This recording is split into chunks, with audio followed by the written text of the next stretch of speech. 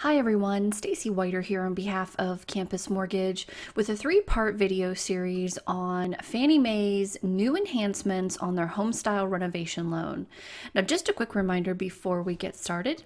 This video is for informational purposes only and should not be considered legal advice or used in place of Fannie Mae guidelines. Also, this video was issued on March 13th, 2018, and the information contained in this video is subject to change without notice. The Fannie Mae HomeStyle renovation loan is a unique product, and it allows borrowers to borrow the funds to purchase or refinance a home and also include funds to do repairs on the home, remodel the home, or do energy improvements. And what makes this program so unique is that the lender can lend based on the after improved value of the home. So the LTV is based on the value of the home after these repairs, remodeling, or energy improvements have been made. So let's take a look at some new enhancements they've added to the program. Lenders and servicers who currently deliver their HomeStyle loans to Fannie Mae, once complete, no longer need to be approved ahead of time. So the previous standard was that it didn't matter if you were going to sell your loan to Fannie.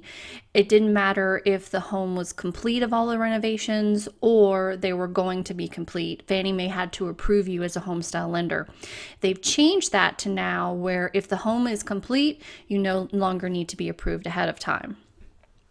Now, if loans are delivered to Fannie Mae before renovation is complete, the lender must be approved by Fannie Mae, and the lender will be eligible for future representation and warranty relief once the home is completed of renovation and repairs. So another enhancement is they will now allow the HomeStyle renovation loan to be done on manufactured homes. Now, here are some of the requirements. The repairs cannot be structural, and the total funds for renovation are limited to the lesser of 50% of the as completed value of the home, or $50,000.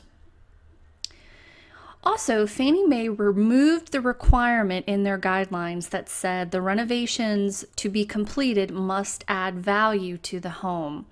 So that is an important enhancement that they have added to the program.